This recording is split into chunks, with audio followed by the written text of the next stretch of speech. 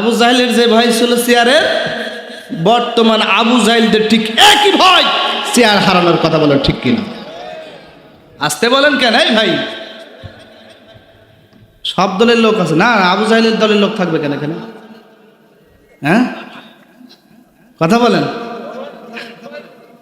আমার এই চাচা বলতেছেন সব দলের লোক আছে এখানে। সব দলের লোক তো কোরআনের দলের লোক। আমাদের দল কি এখানে?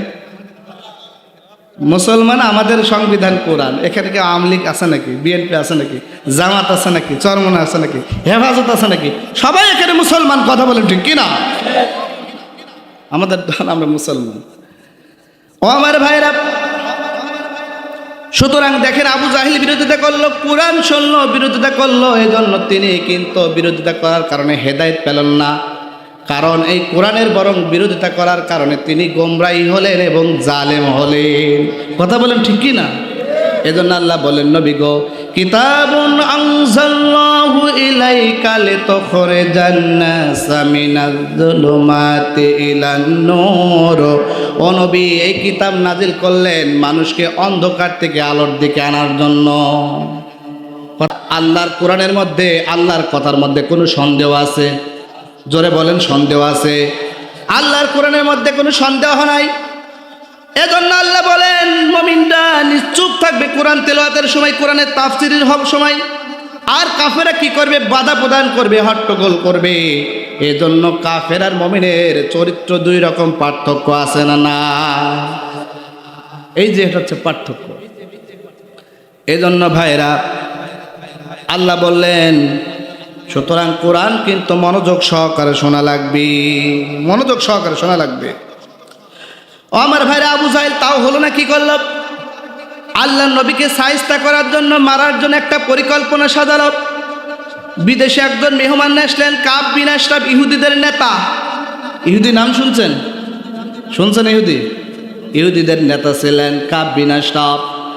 এই কাব বিন আশরাফ কিন্তু ইহুদিদের নেতা এবং তাওরাতের হাফেজ। তাওরাত কিতাবের নাম শুনছেন? শুনছেন কে কে তাওরাত কিতাবের নাম? হাত তোলেন তো। তাওরাত কিন্তু যেমন তেমন কিতাব না। কোরআনের ছোট্ট একটা সূরা, সূরা কাউসার। কাউসার সূরা 10,000টা এক জায়গায় করলে তাওরাতের একটা ছোট সূরার সমান হবে। এত বড় একটা কিতাবের হাফেজ ছিলেন কাব বিন আশরাফ। চিন্তা করেন। ও আমার ভাইয়ের জন্য তাওরাত যেমন তেমন কিতাব না। তাওরাত নাজিলের প্রেক্ষাপট জানেন তো আপনারা? জানেন?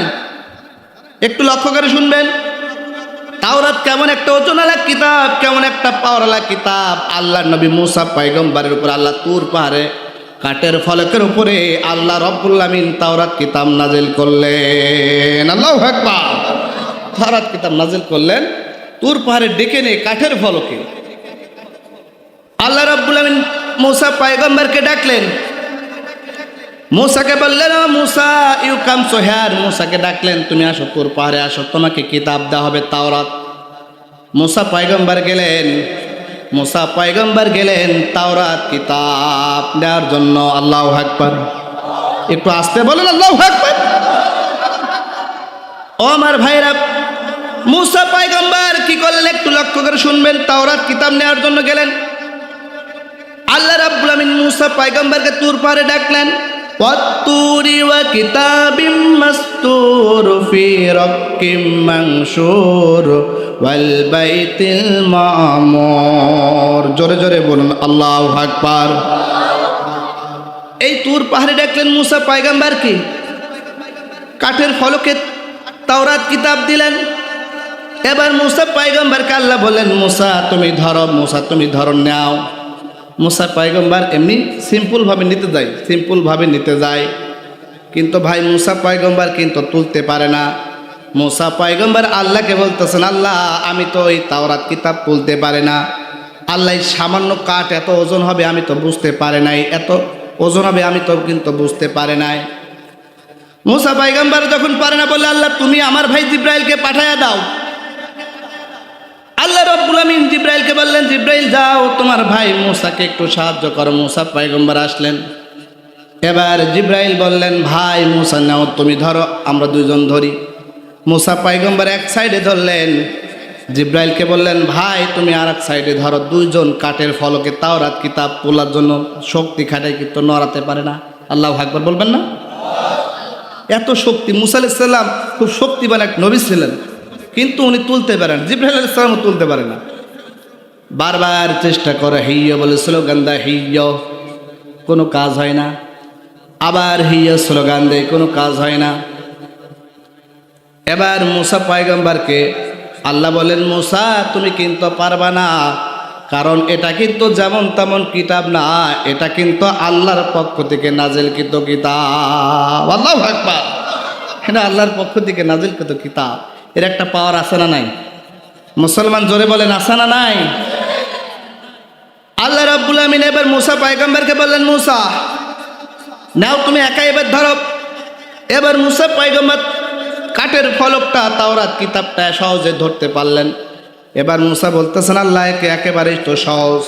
আল্লাহ রাব্বুল আমিন বলতেছেন, মুসা তুমি যে প্রথম যে তুলতে পারলে না, কারণ আমি তোমার একটু শক্তিটা বোঝালাম, কারণ এটা কিন্তু সাধারণ কোনো কিতাব না, এটা সাধারণ কোনো কাঠ নয়, এটা আল্লাহর নাজিল করা কিতাব এবং আল্লাহর বাণীর একটা পাওয়ার আছে না না? আল্লাহর একটা বাণীর একটা পাওয়ার, শক্তি। তো সমত ভাইরা, এত বড় একটা কিতাবের হাফেজ ছিলেন কাব বিন আশরাফ। এবার আবু জাহেল কাব বিন আশরাফকে নিয়ে আসলেন, বললেন, শোনো, একটা ষড়যন্ত্র চক্রান্ত করার জন্য আল্লাহ নবীকে হত্যা করবে, মারবে। কাব বিন আশরাফ আসলো। আসার পরে এবার দুইজন, আবু জাহেল এবং কাব বিন আশরাফ নির্জন এলাকায় গেল, মুহাম্মদকে কিভাবে মারবে একটা পরিকল্পনা সাজাতে গেল। লোকজন কোনো কিছু নাই, নির্জন এলাকায় চলে গেল, পাহাড়ি এলাকা। এবার আবু জাহেল কাব বিন আশরাফকে বলতেছেন, দোস্ত আমি তো মুহাম্মদকে হত্যা করতে চাই, আবার তোমারও শত্রু মুহাম্মদ, কিন্তু তুমি মন থেকে বলবা আমরা যে মুহাম্মদকে মারতে চাই, ওই মুহাম্মদ কেমন লোক, মক্কার জমিনে ভালো লোক থাকতে মুহাম্মদ কেমন লোক একটু বলতে হবে। এবার কাব বিন আশরাফ আবু জাহেলকে বলতেছেন, দোস্ত শোনো, এইভাবে হাতের মধ্যে হাত দেয়, এইভাবে হাতের মধ্যে হাত দিয়ে একটু কাছে টানে, বলতো দোস্ত আসো আসো। এবার কাব বিন আশরাফ সামনে তাকাই, পিছনে তাকাই, ডানে তাকাই, বামে তাকাই, আল্লাহু আকবার, চারদিক তাকাই, কোনো লোক আছে নাকি দেখতেছে, কারণ মুহাম্মদ ভালো লোক এই কথা যদি আবু জাহেল এবং কাব বিন আশরাফ বলে থাকে, তাহলে অন্য যদি সাধারণ মানুষ শোনে, ওদের বিপদ আছে না নাই? জোরে বলেন, আছে না নাই? এজন্য ওদের বিপদ তো আছে। এজন্য কাব বিন আশরাফ সামনে তাকায়, পিছনে তাকায়, ডানে তাকায়, বামে তাকায়, কোনো লোক আছে নাকি দেখতেছেন, কোনো লোক নাই। এবার কাব বিন আশরাফ আবু জাহেলকে বলতেছেন, দোস্ত ওয়াল্লাহি রব্বি মুসা, সে মুসার রবের শপথ করে বলতেছি, মক্কার জমিনে সবচাইতে ভালো লোক যদি থাকতে হয়, সে হচ্ছে আব্দুল্লাহর বেটা মুহাম্মদ। আল্লাহু আকবার। সে হচ্ছে আব্দুল্লাহর বেটা মুহাম্মদ, এর চাইতে আর মক্কায় ভালো লোক নাই। এবার কাব বিন আশরাফ আবু জাহেলকে বলতেছেন, আবু জাহেল আমার মনের কথা বললাম, এবার তুমি তোমার মনের কথা বলবা, সঠিক কথা কিন্তু বলবা, এখানে কোনো লোক নাই, সঠিক কথাই কিন্তু বলবা। আবু জাহেল ও কাব বিন আশরাফকে একটু কাছে টানলেন, হাতের মধ্যে হাত ঢুকাই একটু জড়ায় ধরলেন। আবু জাহেল সামনে তাকাই, পিছনে তাকাই, ডানে তাকাই, বামে তাকাই, চারিদিক তাকাই, দেখতেছে কোনো লোক আছে নাকি। আবু জাহেল দেখলেন কোনো লোক নাই, নির্জন এলাকা। এবার আবু জাহেল কাব বিন আশরাফকে বলতেছেন, দোস্ত শোনো, ও দোস্ত শোনো, আল্লাহি রব্বি কাবা, সেই কাবার রবের শপথ করে বলতেছি, মক্কার জমিনে কেউ যদি ভালো লোক থাকতে হয়, সে হচ্ছে আব্দুল্লাহর বেটা মুহাম্মদ। আল্লাহু আকবার। আব্দুল্লাহর বেটা মুহাম্মদ। কাব বিন আশরাফ বলতেছে, এই বেটা তুই বিরোধিতা করিস কেন? হ্যাঁ, তুই তারে মারার চেষ্টা করিস কেন? আবু জাহেল বলে, মারবো না কেন? ও যদি ইসলাম প্রতিষ্ঠা করে ফেলে, ও তো আমার চেয়ার কেড়ে নেবে। কথা বলেন ঠিক কি না? আবু জাহেলের যে ভয় ছিল চেয়ারের, বর্তমান আবু জাহেলদের ঠিক একই ভয় চেয়ার হারানোর। কথা বলেন ঠিক কিনা? আসতে বলেন কেন? এই ভাই, সব দলের লোক আছে না, আবু জাহেলের দলের লোক থাকবে কেন এখানে? হ্যাঁ, কথা বলেন। আমার এই চাচা বলতেছেন সব দলের লোক আছে এখানে। সব দলের লোক তো কোরআনের দলের লোক। আমাদের দল কি এখানে? মুসলমান, আমাদের সংবিধান কোরআন। এখানে কি আওয়ামী লীগ আছে নাকি? বিএনপি আছে নাকি? জামাত আছে নাকি? চরমনা আছে নাকি? হেফাজত আছে নাকি? সবাই এখানে মুসলমান। কথা বলেন ঠিক কিনা? আমাদের দল, আমরা মুসলমান। ও আমার ভাইরা, সুতরাং দেখেন আবু জাহিল বিরোধিতা করলো, কোরআন শুনলো, বিরোধিতা করলো, এজন্য তিনি কিন্তু বিরোধিতা করার কারণে হেদায়েত পেলেন না। কারণ এই কোরআনের বরং বিরোধিতা করার কারণে তিনি গোমরাহী হলেন এবং জালেম হলেন। কথা বলেন ঠিক কি না?